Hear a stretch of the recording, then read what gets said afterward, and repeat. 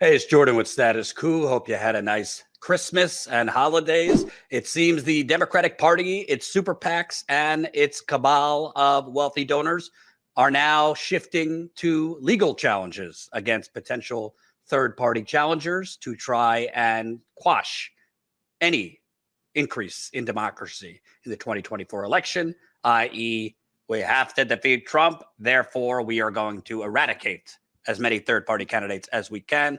This is from NBC News, which did a story on, the increase really in third party candidates and their share of the vote.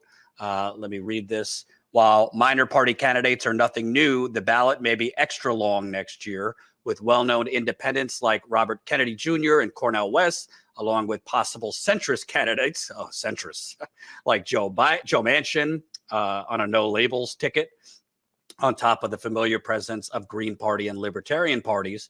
This is a pretty unique historical moment when more than 60% of the population says they're open to voting for a third party or independent candidate, said Tony Lyons, Kennedy's book publisher and the co-founder of a super PAC that has already raised millions to support Kennedy. Several recent polls show Kennedy's support above 19%, the modern record for non-major party candidates set by billionaire Ross Perot during his 1992 independent campaign, despite mostly negative coverage in the mainstream media. Quote, "There's so much distrust with public officials and the media." I want to show you this part in particular. That view is widely held by Democrats who have been particularly concerned about the centrist group No Labels, which is backed by large undisclosed donors and has the resources and wherewithal to accomplish the monumental task of getting on the ballot across the country. While the Biden campaign is focused on running against Trump, a loose coalition of pro-Biden groups has formed to counter No Labels and other third-party efforts. Through the coordination of their efforts is still mostly informal, without regular meetings or a dedicated, quote, war room. Quote, "I think folks just aren't fully dialed in yet to how serious the risk is," said one Democratic strategist involved in the effort who requested anonymity to speak candidly. Pretty sure that's somebody from Biden's main super PAC that they're giving anonymous to. It's a big deal. If you look at the risk that this poses, there will be no choice but to forcefully and strongly push back on it. With the centrist Democratic think tank, not centrist, they are Wall Street vultures, Third Way acting as the hub, other groups in the coalition have focused on their expertise. MoveOn.org is working to keep progressive voters in the fold. Never Trump groups like the Lincoln Project are trying to do the same for moderates. A new bipartisan group founded by former House Democratic leader Richard Gephardt has been engaging Washington graybeards to write op-eds and talk to donors. Reproductive Freedom for All produced an ad claiming No Labels wants a national abortion ban. And Citizens United has been playing up potential campaign finance issues.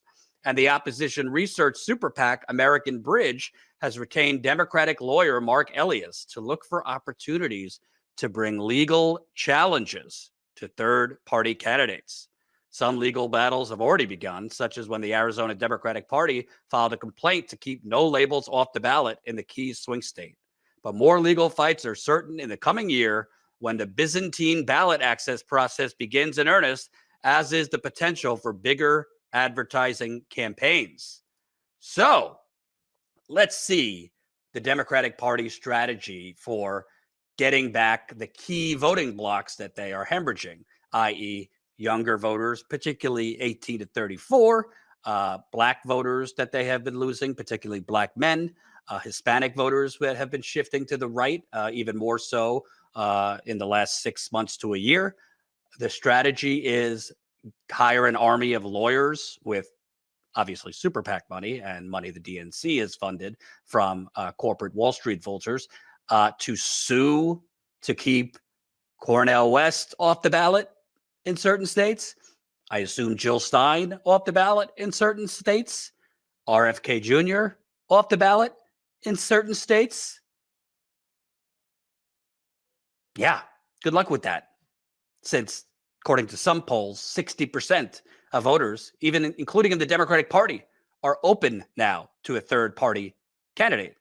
So devil's advocate could say, well, Jordan, that's just in polls, when on election day, the choice comes down to Biden or Trump. With the third party candidates, voters get the stakes and they'll go with Biden or Trump. I don't know about it this time.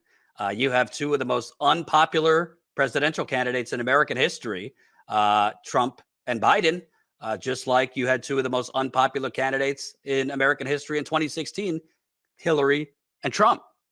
But you already have young voters who have fled the Democratic Party, among many other reasons, because you rigged your primary openly. You chose not to even have a Democratic primary. A lot of young people are going to third party candidates because they're done with the Democratic Party because of that undemocratic principles. By the way, not just young voters, older voters too. But I'm talking particularly about the voters that Biden has been hemorrhaging, which is the younger voters, black voters, Hispanic voters. You're going to try and woo them back by trying to rig it further, by challenging Jill Stein, challenging Cornel West, RFK Jr. to get them off the ballot? You think that's going to excite the young voters? Let's say they weren't even going to vote for those third-party candidates. Maybe they just were not going to vote. You're giving them incentive by trying to weaken democracy, trying to limit choices. It's just unbelievable. It does not surprise me that this would be the Democratic Party solution rather than, I don't know, maybe Biden pledging to do some things if reelected, pledging to do some things if the Democrats keep the Senate, if the Democrats win back the House. I mean, I wouldn't suggest believing him. He did run on a $15 minimum wage. He did run on a public option. He did run on ending drilling on public lands. He has doubled that. He did run on $2,000 checks, et cetera, et cetera, et cetera. But they're not even trying to lie to you. He's not even pledging anything for a second term. Well, you could say, Jordan, it's early. Maybe he'll come out in the beginning of 2024 with specifics and bold policies. I don't know why you would wait till 2024. The Iowa caucus, the New Hampshire primary, South Carolina, Nevada, they're all coming up within the next 2 months. I don't know anything Biden is running on other than save democracy.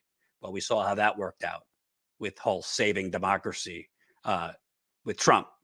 With 2020 voting for Biden to get rid of Trump. How's that working out for you, saving democracy in terms of Biden imprisoning Julian Assange and trying to basically kill him by extraditing him to the United States? How's that working out for you with the whole saving democracy when Biden is trying to privatize Medicare behind the scenes? He's continuing Trump's policies, which is a de facto privatization of Medicare. Look it up. I interviewed Michael Leidy, a healthcare expert with the Sanders Institute. He's basically vulturing seniors' Medicare and making it more and more privatized. Democracy? How's saving democracy working out for you? What Biden is doing right now in terms of Israel? I mean, I could go down the list in terms of democracy and Biden. Popular will is on the side of Medicare for all, free public college, ending the wars, significant, aggressive action on climate change. He's not doing any of it. And there is no excitement. Let me read this from the New York Times. This is in Georgia of all places, which Biden barely won. Quote, I'm extremely concerned, said Mayor Van Johnson of Savannah, Georgia. President Biden is a man of great character, certainly is a president of great accomplishment, but that is not translating to Southeast Georgia. He goes on, I don't see any passion, any excitement, nothing, he said. It might be a situation of too little, too late. So the way you're going to gather excitement is by carpet bombing with lawsuits to try and block third-party candidates. Hey, I'm not a fan of RFK Jr. I've made that clear, but you're only going to excite voters more towards RFK Jr., Cornel West, Jill Stein, if you try to get rid of them. And let's say you're successful and you get Jill Stein off the ballot in some critical states. You get Cornel West off the ballot in some critical states. RFK Jr. off the ballot in some critical states. They're doing it right now, trying to get Marianne Williamson off the ballot in the Democratic primary. You know what you're probably going to do? You're probably going to further cement those younger voters. Okay, they can't vote for the third party candidate. Just not going to vote. Same thing with black voters, who have become, you know, have grown and to have antipathy towards Biden and the Democratic Party, Hispanic voters. And I think the Democratic Party is pretty damn delusional, if you ask me, that, oh no, voters aren't paying attention right now when we remind them of it's Trump, when we remind them of all the legal challenges, when we remind them that he could be convicted, when we remind them of, all the terrible things he says and does. I don't really think voters need to be reminded of that. They know, but they are not going to do the same thing they did in 2020 and just hold their nose and vote for you because you say save democracy. Well, democracy is not working out for them when they're having to choose between groceries and medicine for their children. Democracy is not working out when you haven't had a raise in the federal minimum wage in 2009. What is that? 15 years? Democracy is not working out when your answer for the climate inferno is literally to do a press conference announcing cooling centers, not declaring a climate emergency. I could go on and on and on.